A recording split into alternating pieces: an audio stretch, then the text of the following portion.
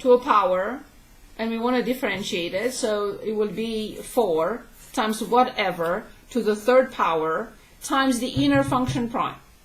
So first I have to copy e to 5x plus 7, and now I have to differentiate the inner function. This is 0. And when I differentiate this, so it's e raised to a function prime, which is e raised to the function times the function prime. So it's e to 5x multiplied by 5. Yes, I will multiply these two and write the final form as 20 e to 5x, e to 5x plus 7, everything to the third. And this is it. Is that okay? Anything else? Do we have other questions? Just wondering, when you do times e to the 5x times 5, why don't you bring 5x in front of the e? Like the chain rule? 5x prime is 5. Okay, I'm asking more about like the e part. This part? What you wrote next to 4 times e, 5x plus 7 to the power of 3 times e to the 5x times 5? This one here? Yeah, so you're differentiating the inside, correct? Yes. So why is it that you don't do chain rule for e5 to the x? Or e to the 5x? If this is 5x, this is 5x, and this is 5x prime. So e to 5x and 5x prime. It's the chain rule. Yeah, I think I just need more examples. Thank you, though. So whenever I have of e to a function prime, I have to use this rule. This is the chain rule for e to a function prime. So that's what I wrote. So when I differentiated this, I got e to 5x, which is here, times the inner function prime, which is 5, which is here.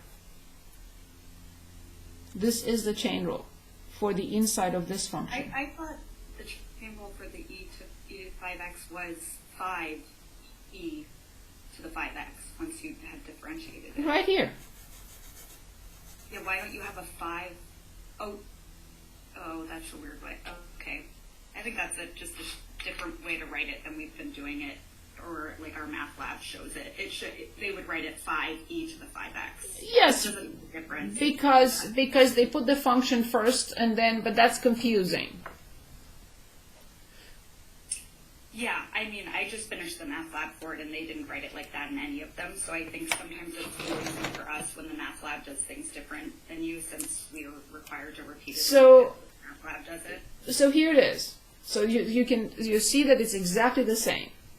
E to a function prime, you can write it as f prime times e to the function, or you can write it normally as I write it as e to the function times the function prime, because that's the correct sequence. You start with the outer function and you continue with the innermost. But it's the same thing, because 2 times 3 is the same with 3 times 2. They write it as 2 times 3, and I write it as 3 times 2.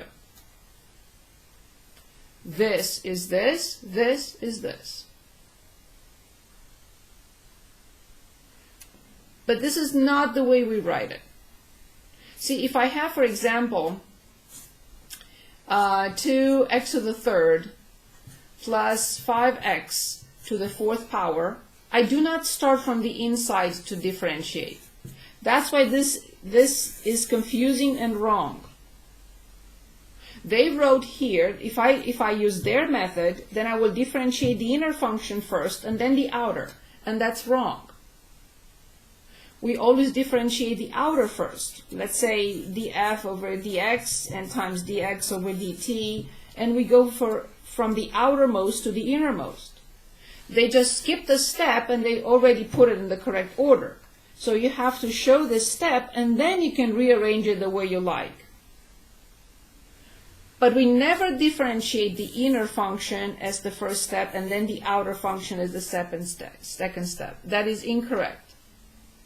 And I think you should not be confused if you watched the videos or redid what we did in That's okay. class? I'm not saying I'm confused about how the math works out. I'm Oh. saying that you ask us to do math labs, and this is not the first time that the math lab that we had to do tons of problems with did things different than you, and then there was frustration But let me, because of the confusion. So I just was expressing that's why somebody was asking a question. It's not because they don't understand.